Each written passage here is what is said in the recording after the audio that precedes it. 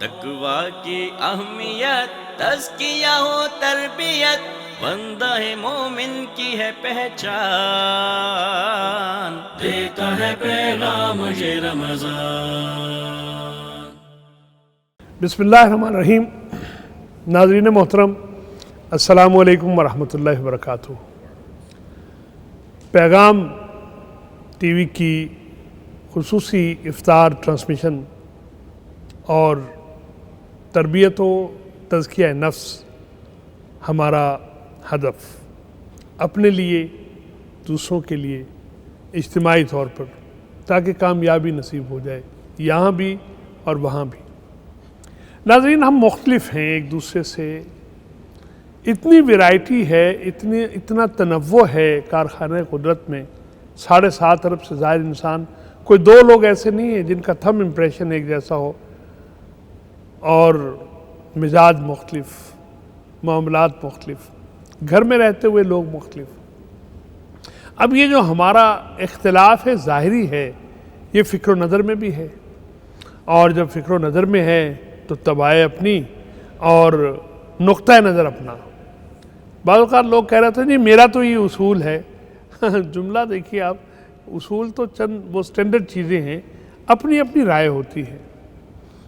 اچھا، ان رائے جو آراء ہماری ہیں، کبھی تصادم بھی ہوتا ہے، آپ کی ایک رائے ہے، آپ کے ساتھ دوسرا فرد ہے، اس کی اپنی رائے ہے، اور رائے میں ایسا اختلاف ہوتا ہے۔ وہ اس نے کہا تھا نا کہ عمر بھر کا ساتھ اور کنارہ دوسرا دریا کا جیسے، وہ ساتھی ہے مگر محرم نہیں ہے، ایسا اختلاف۔ اب یہ اختلاف جو ہے، اس کا سلیقہ کیا ہے؟ پہلے تو یہ کہ اس کا دائرہ کیا ہے، اصل میں ہے یا فرع میں ہے، کتنا ہے، کیسے ہونا چاہیے، اس کے آداب کیا ہیں، نتائج جو تلخ ہیں ان سے کیسے بچا جا سکتا ہے۔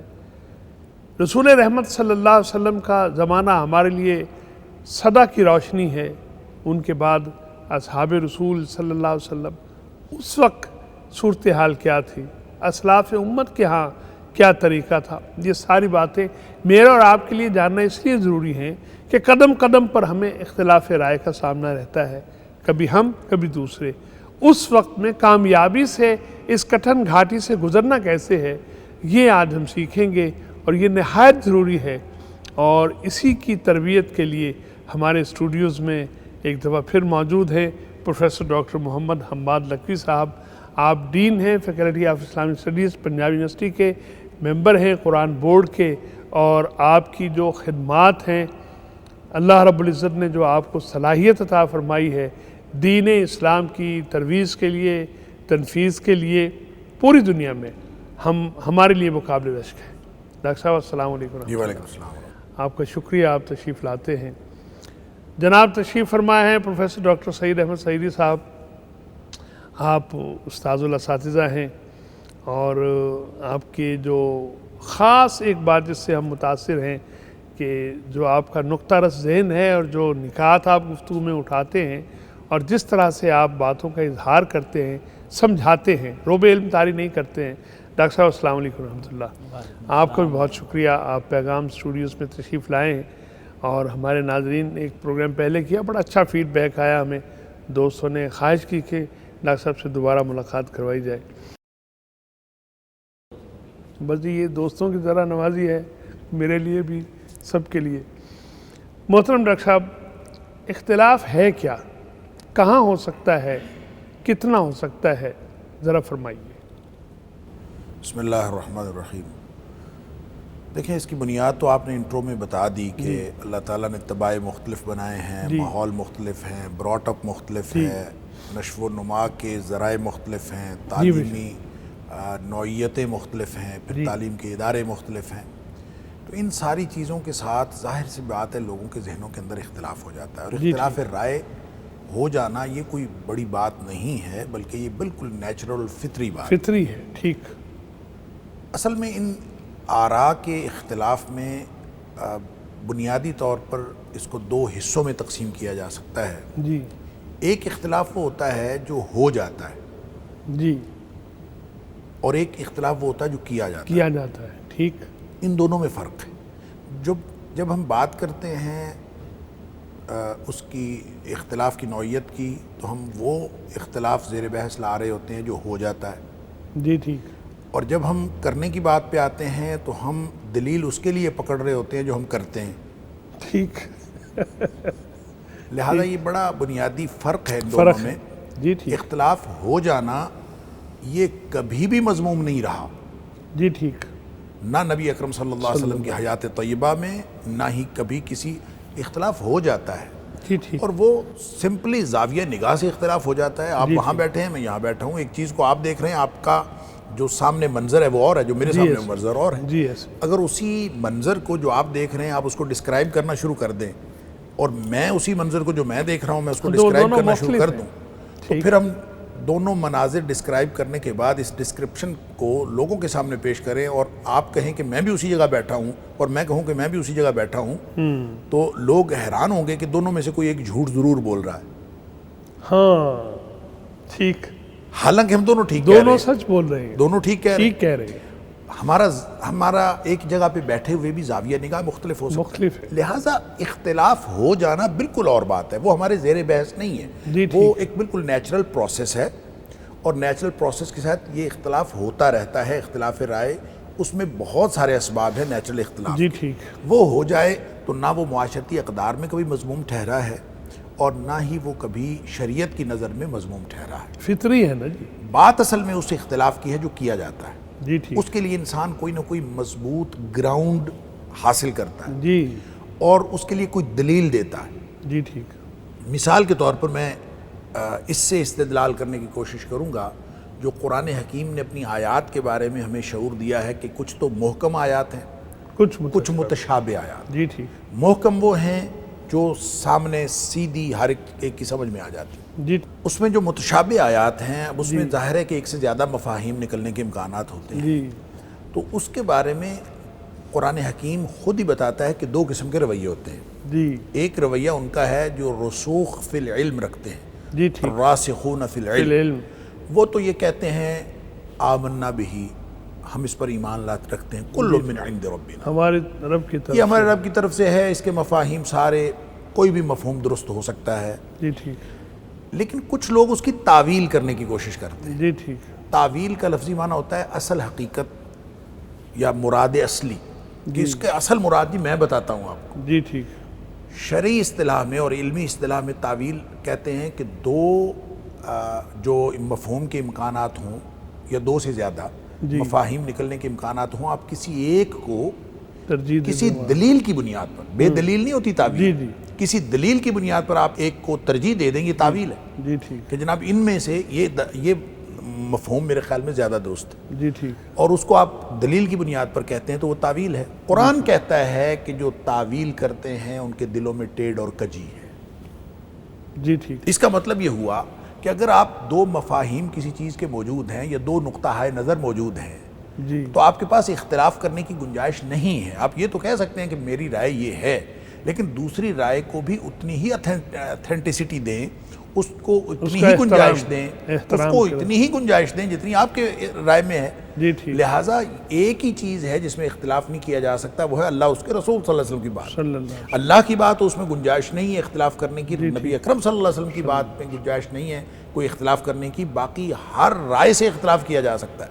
جی ٹھیک، لہٰذا وہ جو اختلاف جب آپ نے کرنا ہے تو وہ اس اختلاف کو آپ اپنی رائے کہہ کے تو دے سکتے ہیں، لیکن آپ یہ نہیں کہہ سکتے کہ دوسرا نقطہ نظر جو ہے غلط ہے، وہ کسی صورت پہ غلط ہے. ٹھیک، جتنا آپ کی رائے کے صحیح ہونے کا امکان ہے اتنا ہی دوسرے کی رائے کا بھی صحیح ہونے کا امکان ہے، اگر اس رائے کو اللہ کا قرآن اور نبی پاک صلی اللہ علیہ وسلم کا فرمان رد نہیں کرتا تو. جی ٹھیک، یہ جب ہم اس کو یہ بنیاد سمجھ لیں گے تو پھر اختلاف کرنے کی گنجائش ختم ہو جاتی ہے کہ آپ اختلاف رائے رکھیں، لیکن اختلاف کرنے کی ضرورت کیا ہے.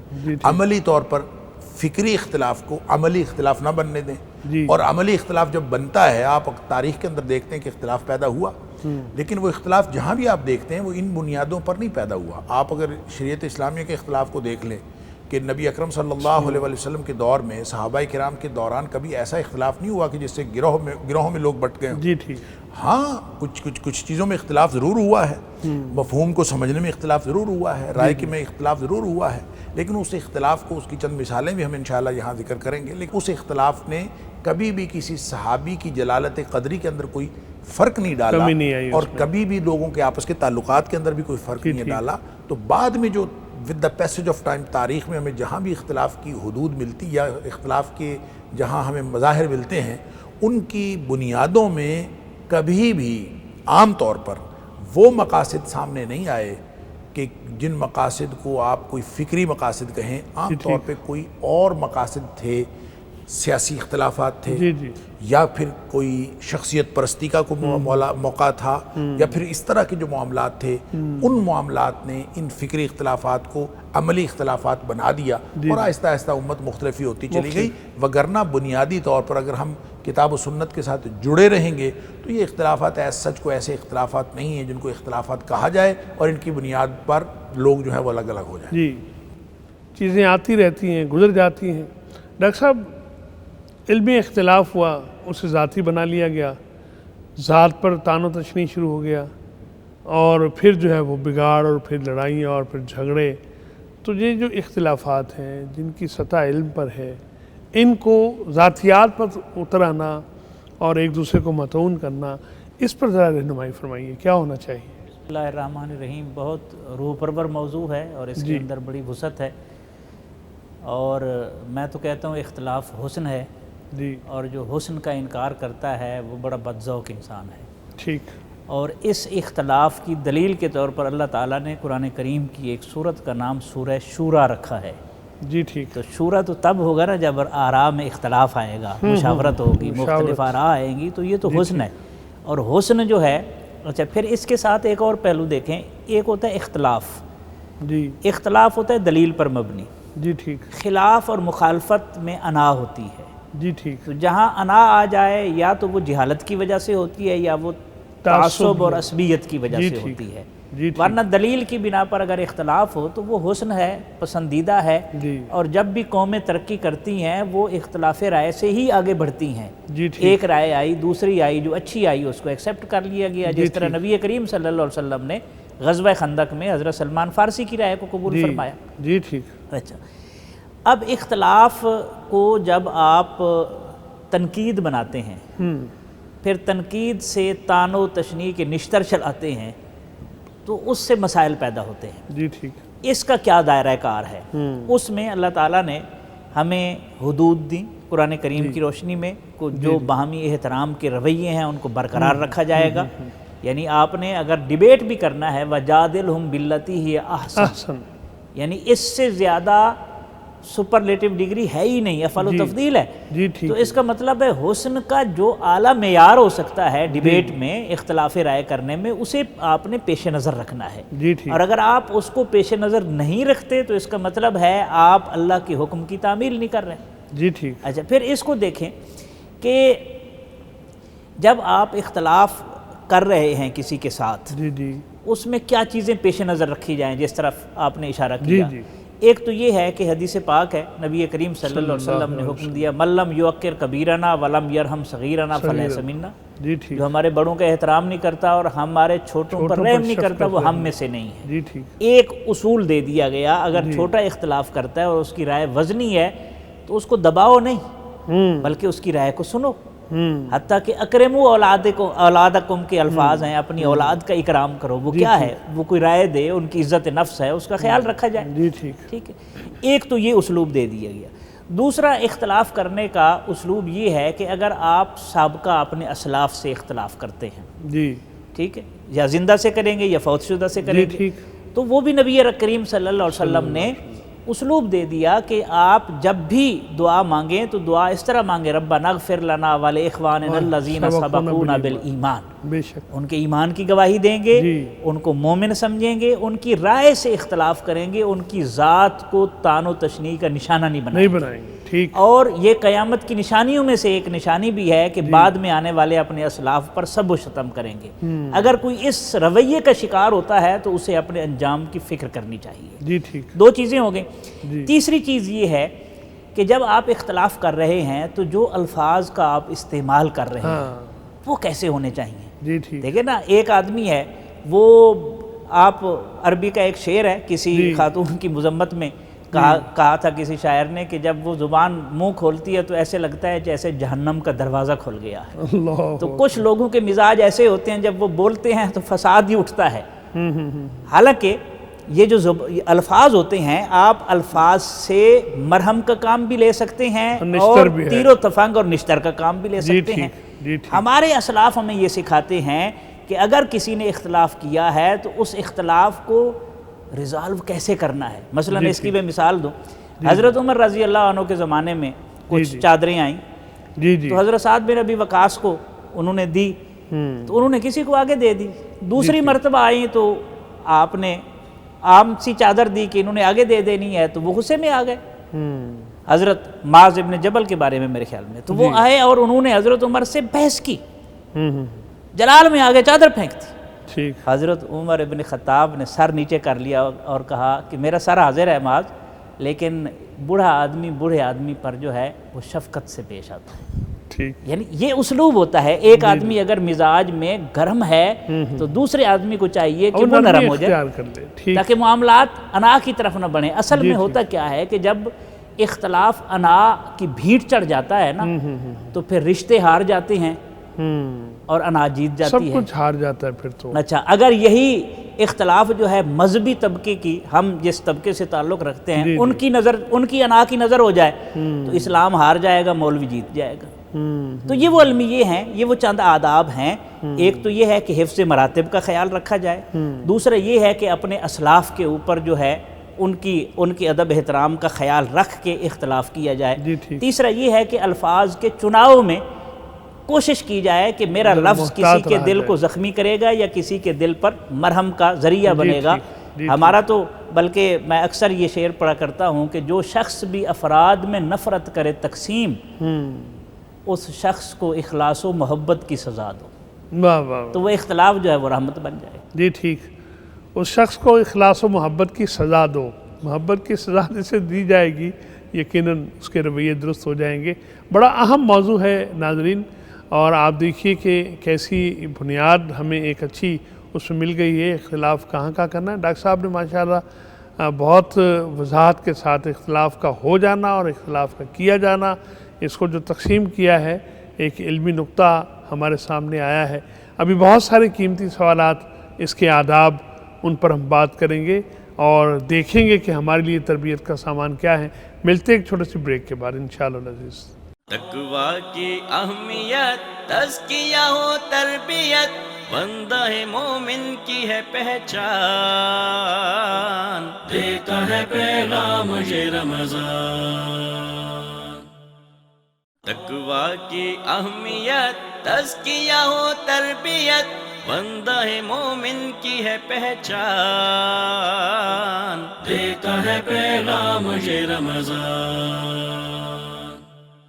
ناظرین محترم، ویلکم بیک. پیغام ٹی وی کی اسپیشل ٹرانسمیشن ہے افطار کے لیے. آپ اس میں ہمارے ساتھ شریک ہیں اور ہماری تربیت اور تزکیہ نفس کے لیے اور اختلاف کے آداب بتانے کے لیے ہمارے ساتھ موجود ہیں پروفیسر ڈاکٹر محمد حماد لکھوی صاحب، اور ساتھ تشریف فرما ہیں پروفیسر ڈاکٹر سعید احمد سعیدی صاحب. آپ دونوں بڑی خوبصورت چیزیں ہمارے سامنے لا رہے ہیں. ڈاکٹر صاحب یہ فرمائیے کہ مناظرے ایک وقت میں بہت رواج رہا ہمارے یہاں پاک و ہند میں بھی، اب بھی ہوتے ہیں. تو مناظرہ کیا ہے؟ اختلاف علمی ہوا تو اس کے آداب، اور اگر آج ہوتا ہے آنے والے دنوں میں تو اس کی تفصیل ذرا فرمائیے آپ. دیکھیں، جب اختلاف موجود ہوتا ہے تو ہر فرد یا ہر گروہ جو ہے وہ اپنی رائے کو دوسرے کے اوپر ترجیح دینے کے لیے کچھ دلائل رکھتا ہے. جی ٹھیک. ان دلائل کے تبادلے کا نام مناظرہ ہے. جی ٹھیک. تو یہ ایک دور تھا، میں یہ سمجھتا ہوں کہ جس دور میں علمی نکات یا علمی گتھیاں سلجھانے کے لیے مناظرے کام آتے تھے. جی ٹھیک. اور بڑے اچھے ماحول میں بھی مناظرے ہوئے، اور مناظروں کے ذریعے سے ہر دور کا ایک ٹرینڈ ہوتا ہے. جی جی. اور بعض ٹرینڈ جو ہے مکالمے کے ہوتے ہیں، بعض مناظرے کے ہوتے ہیں۔ مکالمہ اور مناظرہ میں بڑا فرق ہے۔ مناظرہ میں لازمی طور پر ایک دوسرے کے اوپر اپنے موقف کی برتری جتانا مقصود ہوتا ہے۔ جی ٹھیک۔ مکالمہ صرف گفتگو ہوتی ہے، آپ اپنی رائے دوسری تک پہنچائیں، آپ کو برتری حاصل ہوتی ہے یا نہیں ہوتی، یہ بالکل اور بات ہے۔ تو یہ ایک خاص دور کی بات ہے، اور میرے خیال میں جیسے جیسے ذرائع ابلاغ نے ترقی کی ہے اور جیسے جیسے شعور نے ترقی کی ہے، اب دور مناظرے کا نہیں رہا۔ جی ٹھیک۔ البتہ مقارنہ یا مکالمہ، تقابل آراء کا اور مختلف مضامین کا، مختلف چیزوں کا، یہ تو ہمیشہ علمی طور پر بھی موجود رہے گا اور یہ موجود رہتا ہے۔ جب ہم اس اختلاف کو، جو اختلاف ہوتا ہے اور جس میں ایک دوسرے کے اوپر برتری جتانی ہوتی ہے، اس میں معاشرتی اختلاف کو ہم الگ رکھ لیں اور دینی اور مذہبی اختلاف کو ہم الگ رکھ لیں، تو دونوں کے لیے ہمیں الگ الگ آداب ملتے ہیں، اور یہ کہہ لیں کہ ہمیں دونوں میں مختلف قسم کے پیرامیٹرز جو ہیں ان کو ملحوظ رکھنا پڑے گا۔ جی ٹھیک۔ جو دینی اختلاف ہے اس کے لیے تو میں سمجھتا ہوں کہ شریعت نے ایک بڑا ہی واضح میکانزم دیا۔ جی جی۔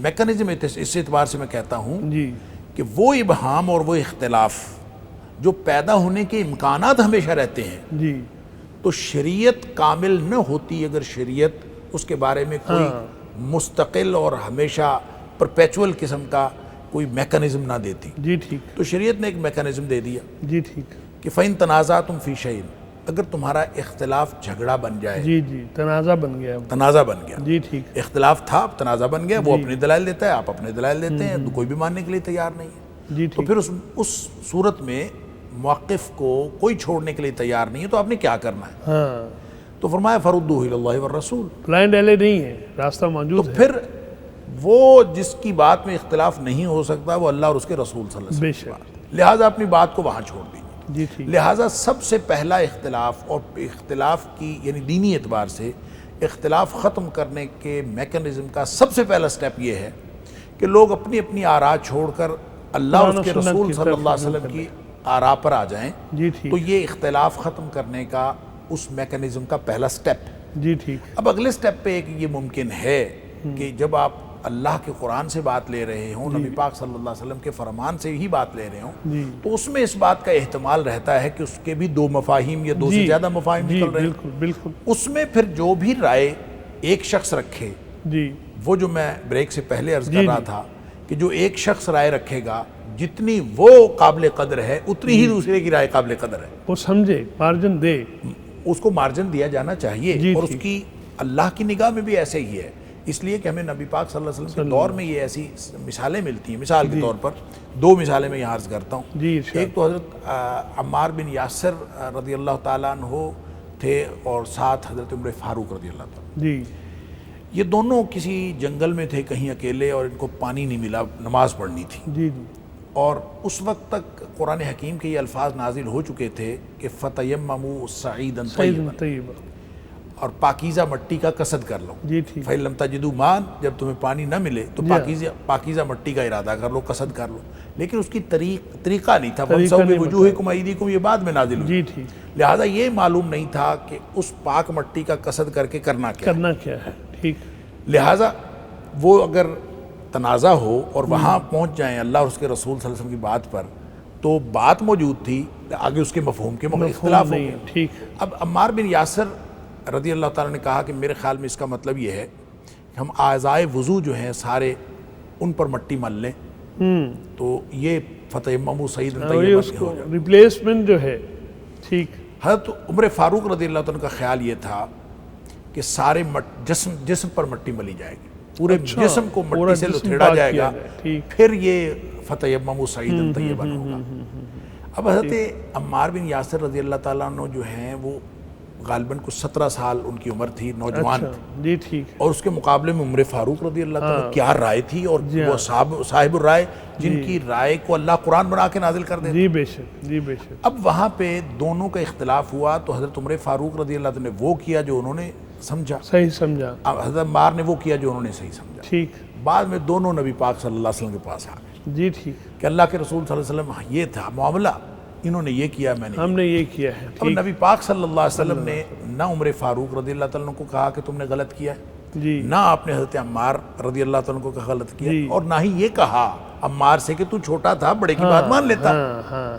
کچھ نہیں آپ نے فرمایا, کیونکہ اس کی گنجائش تھی, اس کی گنجائش وہاں پہ تھی. میں نے جتنی قابل قدر رائے وہ ہے اتنی ہی قابل قدر وہ ہے. سبحان اللہ سبحان اللہ. لہٰذا نبی پاک صلی اللہ علیہ وسلم نے دونوں کو کچھ نہیں کہا. جی ٹھیک. آپ نے تیمم کا طریقہ بتا دیا, آپ نے اپنا ہتھیلیاں مٹی پہ مار کے اور اس کو چہرے اور ہاتھوں پہ مل کے آپ نے فرمایا اتنا ہی کافی تھا. اتنا ہی کافی تھا.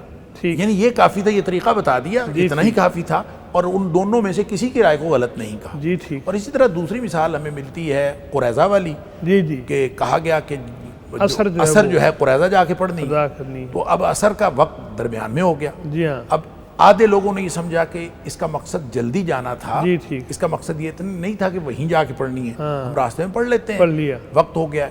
دوسروں نے کہا نہیں, نبی پاک صلی اللہ علیہ وسلم نے قریظہ جا کے پڑھنی راستے میں ہو ہی نہیں سکتی. نبی پاک صلی اللہ علیہ وسلم نے فرمایا اثر وہاں ہوگی, لہٰذا اثر راستے میں ہو ہی نہیں سکتی. آدھے لوگوں نے راستے میں پڑھ لی, آدھے لوگوں نے وہاں جا کے پڑھی. دونوں کی رائے کو نبی پاک صلی اللہ علیہ وسلم نے انڈورس کر دیا. لہٰذا رائے دونوں کی ایک جیسی ہے جب اس میں گنجائش موجود ہو. لہٰذا یہ ہے وہ میکانزم کے 2 سٹیپ کہ یہ ابہام اور اشکال اور اختلاف کو ختم کرنے کے لیے اللہ کریم نے قیامت تک کے لیے باقی رکھے ہیں, اور اس ابہام کو. اسی طرح پھر جب گروہ 2 3 4 یا بہت سارے گروہ ہو جاتے ہیں, اس کے لیے بھی شریعت نے ایک میکانزم دیا ہے. اس کے لیے شریعت نے میکانزم دیا ہے کہ آپ کی تنظیم مختلف ہو سکتی ہے, آپ کا رائے مختلف ہو سکتی ہے, آپ کا مسلک مختلف ہو سکتا ہے. وَتَعَاوَنُوا عَلَى الْبِرِّ وَالتَّقْوَى وَلَا تَعَاوَنُوا عَلَى الْإِثْمِ وَالْعُدْوَانِ. نیکی اور تقوی کی بات ہو تو آپ اپنے دائرے کو نہ دیکھیں, کسے باشد دوسرے کسی دور کے دائرے کا بھی آدمی آپ اس کے ساتھ تعاون کریں. سبحان اللہ. اور اگر گناہ اور زیادتی کی بات ہے تو چاہے آپ کے اپنے دائرے کا آدمی ہو, آپ نے اس کے ساتھ تعاون نہیں کرنا. جی ٹھیک. اگر اس اصول کو اپنا لیا جائے تو یہ جو گروہی اختلافات ہیں یہ تو ان کی تو جڑ کٹ جاتی ہے از خود, اگر اس اصول کو اپنا لیا جائے کہ آپ یہ دیکھیں کہ صحیح بات کس کی ہے, نیکی اور تقوی کی بات کس کی ہے, یہ نہ دیکھیں کہ وہ آپ کے گروہ کا ہے کہ نہیں. تو یہاں جس کو ہم فرقہ واریت اور اختلاف کہتے ہیں, اور عام طور پہ یہ ایکسپلائٹ کیا جاتا ہے جو اہل دین ہیں اور ان کو کہ جناب یہ بہت فرقہ واریت کا شکار ہیں. تو اصل بات یہ کہ جو سب سے بڑی فرقہ واریت میں سمجھتا ہوں پاکستان جیسے معاشرے میں, بلکہ پوری دنیا کے ہر معاشرے میں, یہ جو سو کالڈ پڑھے لکھے معاشرے میں, ان میں بھی سب سے جو بدترین فرقہ واریت ہے وہ سیاسی فرقہ واریت ہے. اور یہ جہاں ہر شخص کو جو ہے وہ اپنے گروہ کی اپنی پارٹی کی پڑی ہوتی ہے, کوئی سچ جھوٹ نہیں دیکھتا, صرف اپنی پارٹی دیکھی جاتی ہے, یہی فرقہ واریت. لہٰذا شریعت کے اندر تو میکانزم بھی موجود ہے, اس کو اگر جب ہم دیکھیں گے تو یہ ایک تو اختلافات کا حل نکلتا رہے گا, اور حل نہیں بھی نکلتا ایٹ لیسٹ دونوں کی رائے کی گنجائش موجود رہتی ہے, اس کا اکرام کرے اور اس کو چلاتے رہے. دوسرا پہلو ہے معاشرتی اختلاف کا. معاشرتی طور پر اگر آپ کو کسی سے اختلاف رائے ہوتا ہے تو اس کے لیے بہت سارے کمپوننٹس ہوتے ہیں جو انسان کی طبیعت کے, اس کے ایموشنز کے, اس کی فیلنگز کے, جو اس کے ساتھ انوالو ہو رہے ہوتے ہیں اور اس کو ہائپ کریٹ کرنے میں مدد دے رہے ہوتے ہیں. اختلافات جو ہیں ان کو تنازع بنانے میں اور تنازع کو پھر دشمنی بنانے میں وہ چیزیں اس کے اندر نفسیاتی طور پر انوالو ہوتی ہیں, ان کو ڈیفیوز کرنے کی ضرورت ہوتی ہے. لہٰذا انفرادی سطح پر آپ کا اختلاف ہو رہا ہو, میاں بیوی کا اختلاف ہو رہا ہو, بہن بھائی کا اختلاف ہو رہا ہو, بھائی بھائی کا ہو رہا ہو, یا کسی دوست کے ساتھ کہیں بھی اختلاف ہے, وہ چاہے کسی معاشرتی ایشو پر ہے چاہے علم پر ہے, اس میں کبھی بھی اپنی فیلنگز کو اور اپنے ایموشنز کو انوالو نہ ہونے دیں. جو ہی آپ کے ایموشنز اور فیلنگز انوالو ہو جائیں گے تو پھر وہ یوں سمجھیں کہ چیزیں اراؤز ہونی چاہیے, شروع ہو جائیں. بڑا مشکل نہیں ہے یہ سچویشن ڈیولپ ہونی چاہیے. میں عرض کرتا ہوں جب یہ نفسیاتی کیفیات انوالو ہوتی ہیں تو آپ نے ایک بات کہی, اس کا جواب دوسرے نے دیا, پھر اس نے کہی, آپ نے جواب دیا, یہ آپ اگلے سٹیپ پہ بڑھتا جا رہا ہے, نفسیاتی کیفیت بڑھتی جاتی ہے. اور قرآن نے اس کا تجزیہ اس موقع پر بہت سارے مواقع پر تجزیہ ہے, اور خاص طور پر جہاں حابیل اور قابیل کی بات ہوئی سورۃ المائدہ کے اندر, اللہ تعالیٰ نے وہاں پہ یہی تو فرمایا ہے.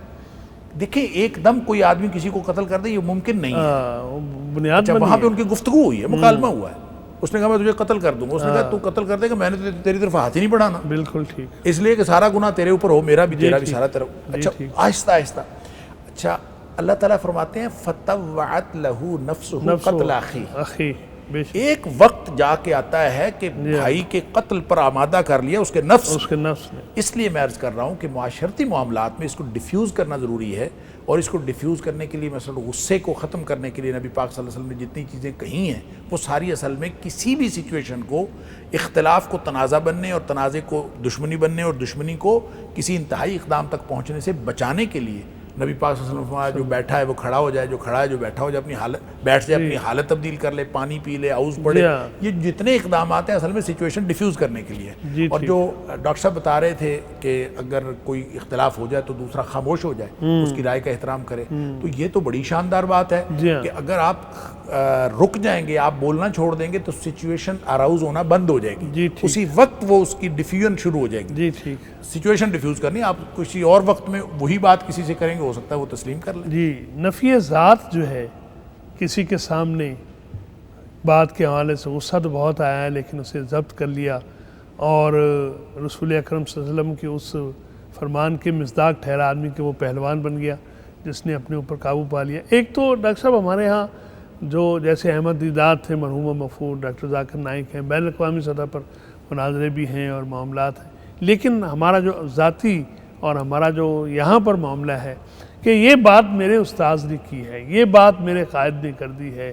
ڈاکٹر صاحب سیاسی انتشار کی طرف بھی اشارہ فرما رہے تھے اور یہ میرے مدرسے میں آ گیا ہے. وہ بخاری شریف کا دورہ کرتے ہوئے استاذ نے روک دیا بچوں کو کہ یہ حدیث شریف نوٹ کر لو، یہ مخالف جو مسلک ہے ان کے حوالے سے یہاں پر جو ہے وہ یہ جو رویے ہیں ان کے حوالے سے بڑی بات بھی ہوتی ہے. لوگ سیاست کو، معیشت، معاشرت بھول بھال کر مذہبی طبقے کے پیچھے پڑ جاتے ہیں. اچھا، اس میں ڈاکٹر صاحب ایک لفظ استعمال کرتے ہیں، ٹرم براٹ اپ. جی، بر صغیر کا جو براٹ اپ ہے نا وہ بڑا منفرد براٹ اپ ہے. جی، یہاں کے بسنے والے لوگ جسے مانتے ہیں اسے خدا سے نیچے نہیں مانتے، اللہ، اور جسے نہیں مانتے اسے مسلمان ہی نہیں مانتے. اللہ، آپ دیکھ لیں جتنے فرقے ہیں ہماری سوسائٹی میں بر صغیر میں، ہر فرقے کا ہیرو دوسرے فرقے کے نزدیک مسلمان ہی نہیں ہے.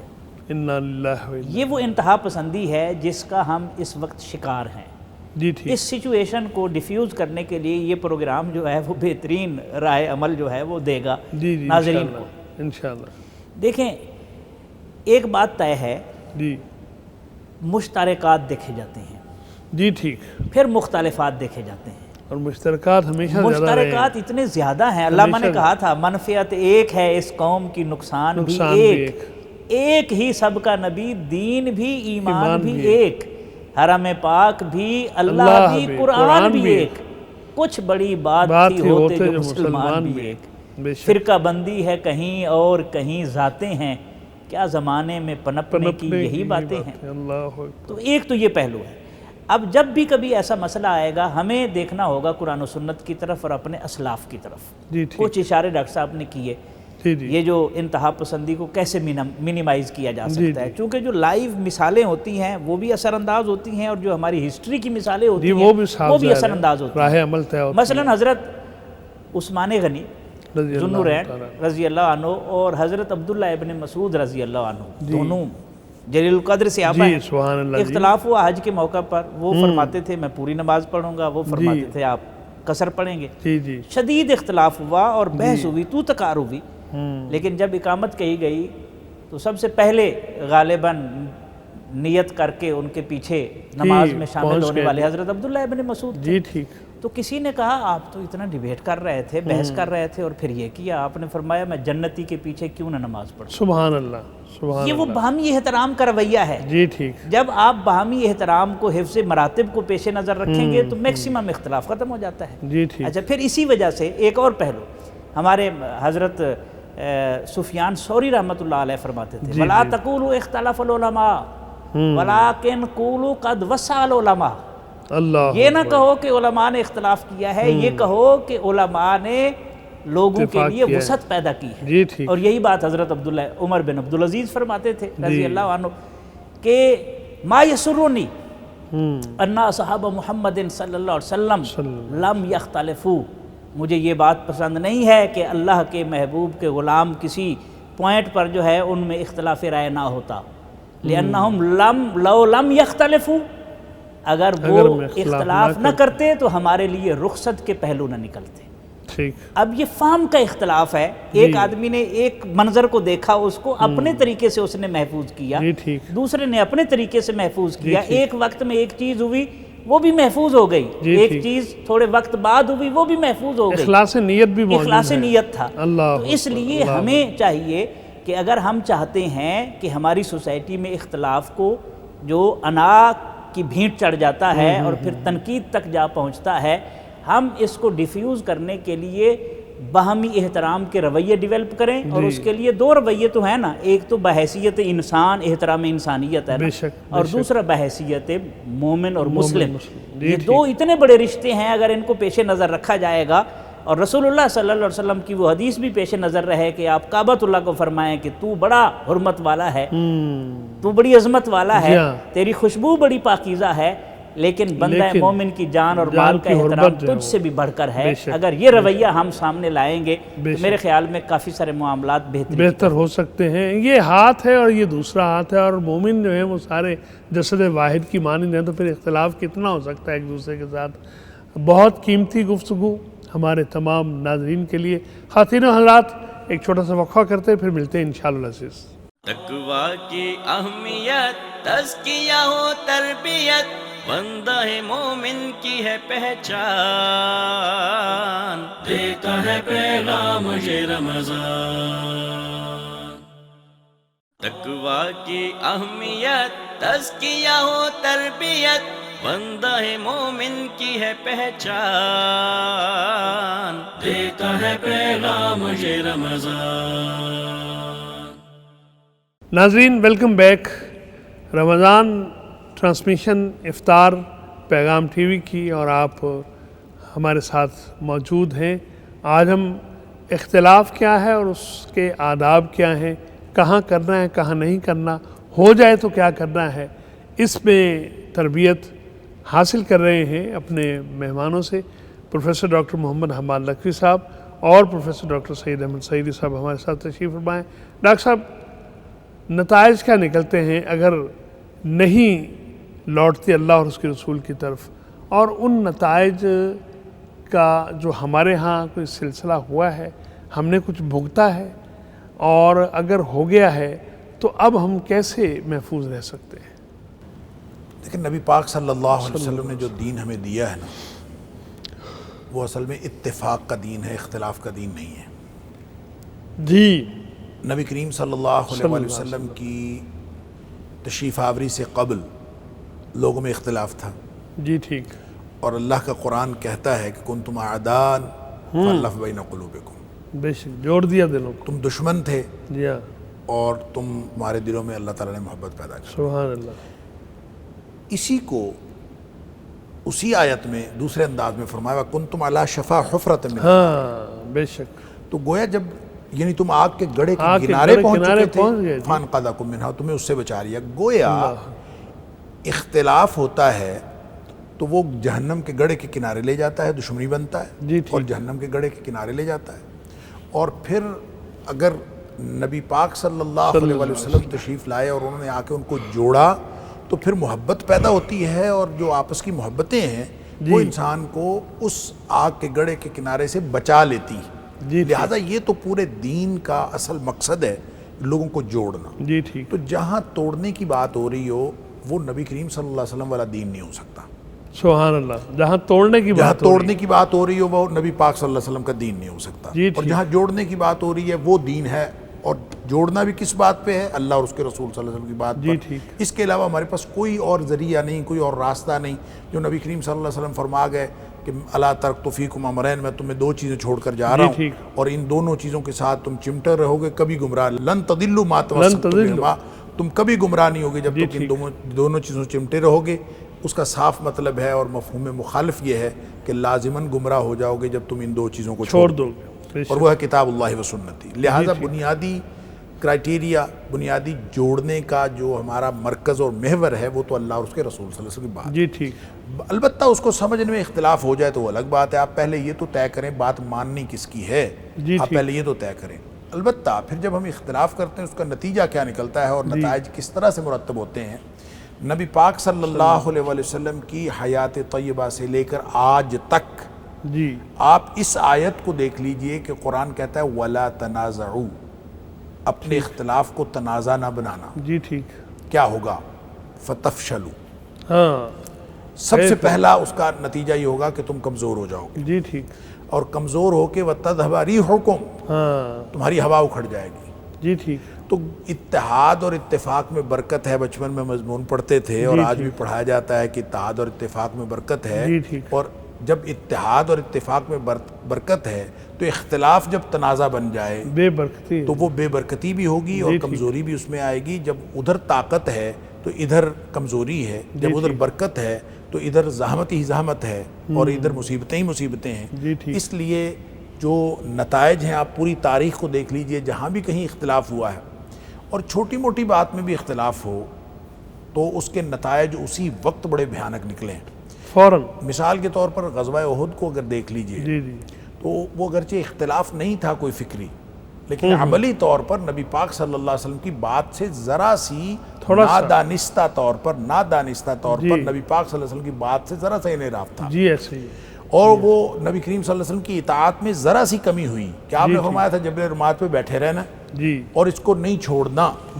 اب لوگوں نے کیفیت دیکھی کہ اب اس وقت گراؤنڈ ریالٹیز یہ ہیں جو ہم گراؤنڈ ریالٹیز کو سامنے رکھ کے عام طور پر جو نبی پاک صلی اللہ علیہ وسلم کی بات کو ٹھکراتے ہیں یا اس میں سے کسی بات کا گنجائش اپنے لیے گنجائش نکالتے ہیں، وہ عام طور پہ اسی مقصد کے لیے نکالتے ہیں کہ جناب اس وقت گراؤنڈ ریالٹیز اور زمینی حقائق یہ ہیں. جی اس لیے تو زمینی حقائق انہوں نے دیکھے، جناب فتح ہو چکی ہے، بات ختم. نبی پاک صلی اللہ علیہ وسلم نے تو جنگ کے خاتمے تک کا کہا تھا، جنگ ختم ہو گئی. جی ٹھیک. لہٰذا مال غنیمت جا کے لے لیا جائے. ابھی حکم تو ملا نہیں تھا. تو وہ جو جگہ چھوڑی تھی بس اتنی. تو آپ دیکھ لیجئے اللہ تعالیٰ نے پورے نتائج بدل دیے، جنگ کا نقشہ ہی پلٹ گیا، ساری بات الٹ ہو گئی، حالانکہ نبی اکرم صلی اللہ علیہ وسلم خود بنفس نفیس موجود تھے. تو آپ اسی سے آپ اندازہ کر لیجئے. اور اس کو کنکلوڈ کرنے کے لیے میں سورہ نور کی جو آیت ہے غالباً آیت نمبر 62 ہے یا 63، اس میں اللہ کریم نے ایک بات فرمائی. آپ فرمایا کہ جہاں نبی کریم صلی اللہ علیہ وسلم کی بات آ جاتی ہے نا، اس کو آپ آپس میں ایک دوسرے کی بات کی طرح نہ سمجھا کریں.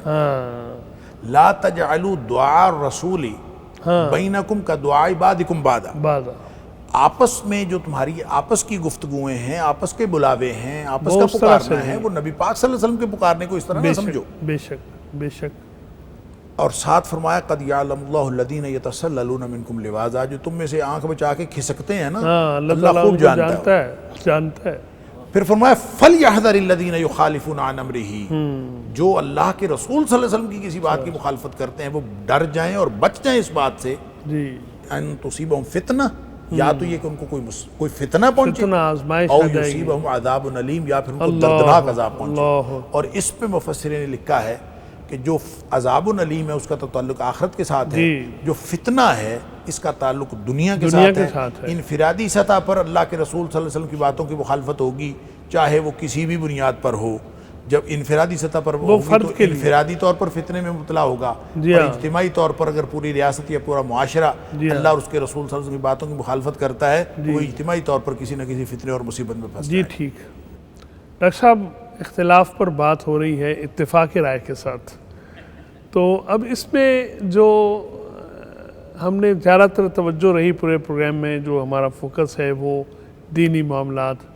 ڈاکٹر صاحب نے بڑا خوبصورت درمیان میں سیاست کا تڑکا بھی دیا ہمیں کہ وہاں پر جو اختلافات ہیں، معاشی معاملات ہیں چیزیں، لیکن ایک سماجی پہلو پر ہمیں سننے والے بہت سارے ہمارے ویورز ہیں، ان میں خواتین، ہماری مائیں بہنیں اور بیٹیاں بھی شامل ہیں. گھروں کے اندر جو اختلاف پیدا ہوتا ہے جس کے نتیجے میں بڑے بڑے بگاڑ وجود میں آتے ہیں، اور جو نظام خاندان ہے اسلام نے دیا وہ معاشرتی اقدار تہو بالا ہو جاتی ہیں. ان سے محفوظ رہنے کے لیے ہمارے ویورز کی کچھ آپ رہنمائی فرمائیے. جی دو اس کے حصے کر لیتے ہیں. جی ایک تو یہ کہ کیا اختلاف کے باوجود اتحاد بھی ہو سکتا ہے؟ جی یونٹی اینڈ ڈائیورسٹی میں نے تو پہلے عرض کیا ہے. جی تو یہ بڑا اچھا ہے. آپ دیکھیں اتحاد و اتفاق کے ساتھ اختلاف ہو رہا ہے. نبی رحمت صلی اللہ علیہ وسلم نے امت کو ایک جسم قرار دیا. جی ٹھیک. ہمارا جسم ہے نا جی، اب کبھی آنکھوں نے کانوں کو نہیں کہا تم اندھے ہو تمہیں نظر نہیں آتا، کانوں نے زبان کو نہیں کہا کہ تم بہری ہو تجھے سنائی نہیں دیتا. اب پورے اعضاء کا ایک اختلاف ہے اور یہ اختلاف جتنا مضبوط ہوگا جی اتنا جسم مضبوط ہوگا. جی ٹھیک، اپنا اپنا کام. ٹھیک ہے، اگر آپ ان میں سے آپ کانوں کو چاہیں وہ زبان والا کام کرے تو ایسا ممکن نہیں ہے. جی ٹھیک. اس لیے باپ اگر خاندان میں باپ والا کام کرے، ماں ماں والا کام جو کرے، ذمہ داری ہے، بیوی بیوی والا، اور اسی طرح جو ہے وہ اولاد اولاد والا، بہن بھائی بہن، یہ سارے اپنی اپنی ڈیوٹی سر انجام دیں گے. آپ یوں کہیں اپنے حصے کا کام کریں گے تو اس سے جو ہے معاملات بہتری کی طرف جائیں گے. اور اگر آپ اس سے ہٹنے کی کوشش کریں گے تو اس سے معاملات جو ہے وہ بگاڑ کی طرف جائیں گے. اور اس کی ایک اور میں مثال دیتا ہوں کہ دیکھیں کائنات میں حسن اختلاف کی وجہ سے ہے. میں نے پہلے شروع میں عرض کیا تھا. جی. اب یہ جتنا اختلاف ہے گردش لیل و نہار سے لے کر باقی معاملات میں، آسمان و زمین میں، یہ حسن ہے. اور اس میں نشانیاں ہیں کس کے لیے؟ عقل مندوں کے لیے. جی ٹھیک. تو جو اختلاف کو انا بناتے ہیں در حقیقت وہ عقل مندی سے خالی ہو اولی جاتے ہیں. الالباب نہیں ہے وہ اولی الالباب نہیں رہتے. ٹھیک. تو یہ رنگ و نسل کا اختلاف، یہ رائے کا اختلاف، یہ معاملات کا اختلاف، یہ تو رہنا ہے، نیچر ہے. لیکن جو جس کا مقام ہے، جو جس کی ڈیو ریسپیکٹ ہے، اس کو پیش نظر رکھتے ہوئے اختلاف کیا جائے تو ہم معاشرتی زندگی بڑی آسودگی کے ساتھ گزار سکتے ہیں. مثلا جب باپ بول رہا ہے تو پھر بیٹے کو حق نہیں پہنچتا، وہ خاموش رہے. وہ خاموش رہے. ٹھیک. جب ماں بول رہی ہے بیٹی کو حق نہیں پہنچتا. جی ٹھیک. جب بڑا بھائی بات کر رہا ہے تو چھوٹے کو خاموش ہو جانا چاہیے. یہ جو رشتے ہوتے ہیں نا، اس میں بڑا اپنی انا کی جب تک قربانی نہیں دے گا، صلہ رحمی کا سلسلہ آگے چل ہی نہیں سکتا. صلہ رحمی کیا ہے؟ سل من قطع کا، جو رشتہ توڑتا ہے اس کے ساتھ جوڑ. وآت من حرم کا، جو تجھے محروم کرے اس کو عطا کرو. واعف عمن ظلم کا، جو تیرے اوپر ظلم کرے تم اس کو معاف کرو. اللہ. اس کا مطلب ہے کسی نہ کسی کو تو انا اپنی نیچے لانی پڑے گی. جی ایسے ہی. اور جو اپنی انا کو نیچے لے آئے گا اس کا خاندان بچ جائے گا، اور جو اپنی انا کو اوپر لے آئے گا اس کا خاندان برباد کر بیٹھا. جی. اور اس میں تھوڑے سے آداب میں عرض کر دیتا ہوں کہ اگر آپ نے کسی پر تنقید کرنی ہے یا اعتراض کرنا ہے کسی بھی حوالے سے، انفرادی بھی اور اجتماعی بھی، تو کچھ چیزوں کو پیش نظر رکھا جائے. ایک تو یہ کہ کسی بھی طبقہ فکر کے جو کبار علماء ہیں یا کسی بھی خاندان کے بڑے لوگ ہیں، ان کی توہین سے گریز کیا جائے. ورنہ چیزیں آپ کے کنٹرول میں نہیں رہیں گی. جی ٹھیک. اور جب کوئی چیزیں کنٹرول سے باہر ہو جاتی ہیں تو پھر فساد نتیجہ نہیں. جھوٹے خداؤں کو برا نہیں کہنا. جی ٹھیک ہے. دوسرا ہے امت کا جو اجتماعی نقطہ نظر ہوتا ہے کسی بھی حوالے سے، اس پر تنقید سے گریز کیا جائے. جی ٹھیک. اختلاف ہو سکتا ہے لیکن تنقید سے گریز کیے جائے، طعن و تشنیع کے تیر نہ برسائے جائیں. جی ٹھیک. تیسرا، فقہا اور محدثین کے درمیان جو اختلاف ہے یہ اخلاص پر مبنی ہے. جی ٹھیک. اس کو سوشل میڈیا کی بھینٹ نہ چڑھایا جائے. اللہ. اور نیگیٹو تبصروں کی نظر نہ کیا. بڑی یعنی جو عوام الناس ہیں وہ ان کے حوالے سے آرا دے رہے ہوتے ہیں. کلب الناس علی قدر عقول ہے. جی ٹھیک. تو یہ علماء کو چاہیے کہ وہ رحم کریں. اگر کوئی صاحبان علم سوشل میڈیا پر ایسے ایشوز ڈسکس کرتے ہیں تو اس کا مطلب ہے وہ اپنے زمانے کے حالات سے آگاہ نہیں ہیں. اور اسی طرح ایسی تنقید سے گریز کیا جائے جس میں من حیث العموم دینی طبقات کے بارے میں غلط تاثر پھیلے. جی ٹھیک. اس سے بھی. اور آخری پوائنٹ یہ ہے، اور فساد اور تخریب کا پہلو جو ہے نکلے، اور آخری یہ ہے کہ تنقید کو اپنی زندگی کا مزاج نہیں بنانا چاہیے. واہ واہ واہ. اور اقبال نے کہا تھا عقل کو تنقید سے فرصت نہیں، عشق پر اعمال کی بنیاد رکھ. سبحان اللہ. زندگی گزارنی ہے تو محبت اور اخلاص اور رواداری کو آپ پیش نظر رکھیں گے تو زندگی سکھی ہو جائے گی. اور اگر آپ تنقید پر رہیں گے تو آپ گھر کے اندر بھی پریشان رہیں گے، اڑوس پڑوس میں بھی پریشان رہیں گے، اور آپ کی سراؤنڈنگز والے بھی آپ سے پریشان رہیں گے. یہ کہ ہر وقت کیڑے نکالتے رہنا ہے. ہاں جی، ایسا نہیں ہونا چاہیے. ایسی نگاہ نہیں ہونی چاہیے. ناظرین محترم، ہم کچھ خریدنے کے لیے جاتے ہیں، اچھی چیز کا انتخاب کرتے ہیں، بہتر چیز کا انتخاب کرتے ہیں.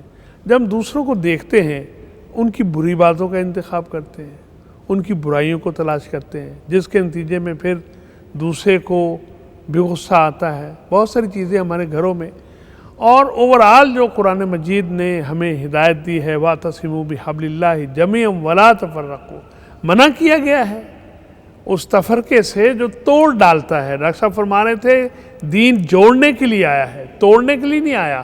اور جو جوڑ رہا ہے وہ دین کے مطابق کام کر رہا ہے، اور جو توڑ رہا ہے وہ رسول اکرم صلی اللہ علیہ وآلہ وسلم کی مخالفت کر رہا ہے. کہ آپ جوڑنے کے لیے آئے تھے، آپ نے جمع کیا لوگوں کو، اب شاید کچھ لوگوں نے ذمہ داری لے لی ہے کہ زیادہ ہو گئے ہیں تو کچھ نکال دیے جائیں، دائرہ اسلام سے خارج کر دیے جائیں. یہ رویہ ٹھیک نہیں ہے. اس کے نتائج امت کئی دفعہ بھگت چکی ہے. اور دوسری بات یہ کہ جو چیز راستے میں سب سے بڑی حائل ہوتی ہے جو ہم نے اخذ کی وہ میں ہے. یہ میں، یہ انانیت، یہ سماج میں ہو، معاشرتی معاملات میں، سیاسی مسائل میں، مذہبی معاملات میں، دین کے حوالے سے جس بھی گوشہ حیات سے اس کا تعلق ہو، میں، یہ ختم کر دیتی ہے معاملات کو. اسی لیے کہا گیا تھا فریدہ مینو منج کر تے نکی کر کے کٹ، پرے خزانے رب دے جو پاویں سلٹ. میں بہت شکر گزار ہوں اپنے دونوں معزز مہمانوں کا. آپ نے جو میرے لیے بڑی متاثر کن بات ہے وہ یہ کہ مختلف مزاج، مختلف معاملات اور وہ تھم امپریشن چیزیں طبائع اپنی اپنی، لیکن میں نے پہلے بھی عرض کیا کہ اختلاف رائے کے آداب کس نے سیکھنے ہیں تو یہاں سے، اور کس طرح سے ایک اجتماعی. یہاں ایک کتاب کا ذکر ضرور کر جی دیں آپ. انشاءاللہ. وہ ہمارے دوست ڈاکٹر اختر حسین ازمی صاحب کی کتاب حال ہی میں حسین آئی ازمی ہے، صاحب کی کتاب آداب اختلاف. آداب اختلاف. وہ بڑے پڑھے لکھے کافی آدمی ہیں. کافی ہمارے مفید دوست، کتاب ہے آداب اختلاف. اللہ تعالیٰ ان کو بھی جزائے خیر عطا فرمائے. اور آپ نے اچھی یاد دہانی کروا دی درمیان میں. ڈاکٹر اختر ازمی ہیں، ان کی کتاب ہے آداب اختلاف. ڈاکٹر صاحب کو ہمارا سلام بھی پہنچے.